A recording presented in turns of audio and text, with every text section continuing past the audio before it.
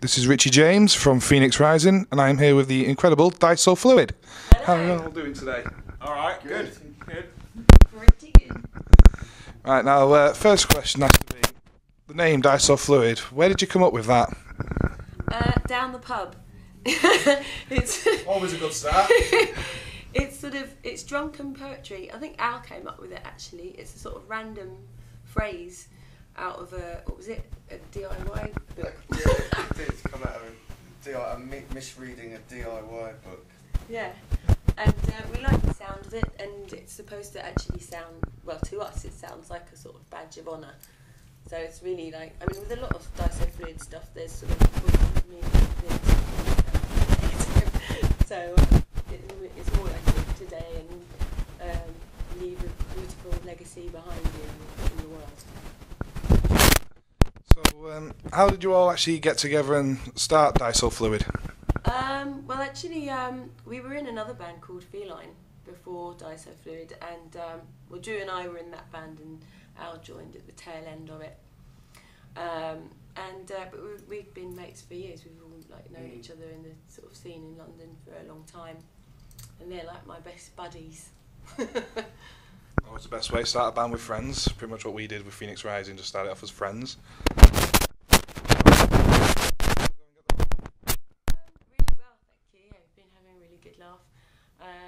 We've had some really good shows with great crowds, good atmosphere. Just it's really exciting. Awesome. So, tell us about the album that came out in 2010, and how did that come about? How did you think of the lyrics for the album? Well, The World's Too Big for One Lifetime is our third album, and I think we wrote it at a time when some different things had been happening to us independently within the band, like new relationships and big personal changes and things that make you reflect on where you are in the world and what you really want to do, and we kind of rededicated ourselves to Diso Fluid, if you like, because we could see each other through fresh eyes, and so that's reflected in this album, and the title is the theme for the whole thing, kind of framework for it. What would you like to say about it, Drew? Well, yes, I just think it explores the idea that you could have taken a different path in life. I think I spent a lot of time thinking that. You said, why didn't I stay with her? That kind of thing. But it was really about that. It was exploring the different paths you could have taken and where you would have ended up. And at the end of the day, I do sort of end up thinking sometimes I wish there was three of me or something and could have explored all these different kind of adventures. But I'm pretty sure I'm in the right place now. Awesome. So, what else have you got planned after this tour in 2011? Well, what we're doing, let me see. Well, we're going to some other territories. We're basically trying to tour. Turn your fucking phone off, Al. It's very distracting. Texting your mates, mate. We're doing an interview. It's great. What was I saying? Yes, we've got lots of touring scheduled. We've got to tour this album in as many places as we possibly can, and we've got to also get this record released in the US as well. I'd like to get that all done by the end of this year so that we can carry on with writing and maybe do a new album next year.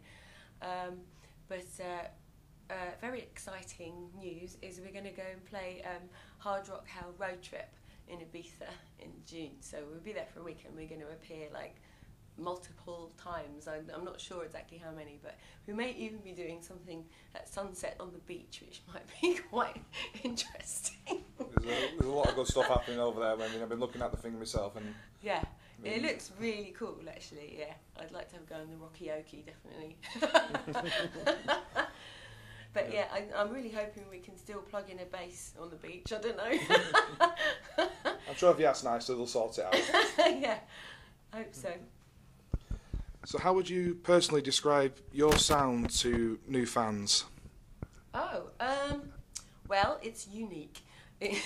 It's you know, we get called a metal band, but we're not exactly your stereotypical metal band. We don't fit quite neatly into that category. There's a bit more to us. We've got more sort of influences like post-punk, all kinds of things, and it's quite hard to put your finger on one, you know, one major influence. But I mean, we listen to all kinds of bands like Deftones, Perfect Circle, Tool, Dillinger, Smashing Pumpkins, stuff back from like Susie and the Banshees era. So there's lots of different things going on in there, and you really have to hear it for yourself. So you have to come to a gig. Now, of course, you personally mentioned a lot of bands that you listen to there. Yeah. Are these the bands that inspire you, or is there more besides this? They're all very important ones, I think, but we're always listening to new things, and we don't limit, you know, what our influences are. We listen to anything really and check it out, and because you never know what's going to give you an interesting idea. You know, it might be something, anything, you know, classical, folky or something, but then you'll get an idea from it. Maybe it might be something heavier, you know, but it's all interesting to me. Well, there's a lot of good bands out there. Well, yeah, and why deny yourself, you know? That's it. Have a look around, you never know what you can find. Exactly, yeah. So No, you're at it now. this phone's going off all around us today. We're all very popular. Yeah, very popular today. So if there's one band that you would love just to get on a tour with, who would it actually be?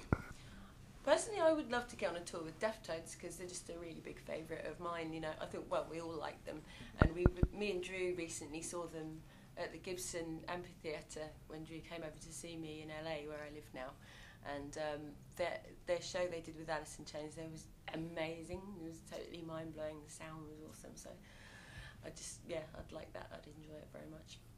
And on a final note, is there anything else you'd like all your listeners to find out about you? Oh, you sprung that one on me. Well, when's this interview going out?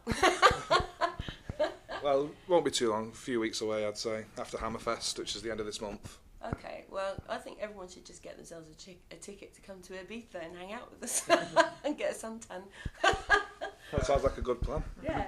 Yeah, but if they do just want to listen, we are on Spotify, like everyone else. Yeah, if you're feeling cheap. Unadventurous. Yeah, but we've got everything going, you know, MySpace, Facebook, everything.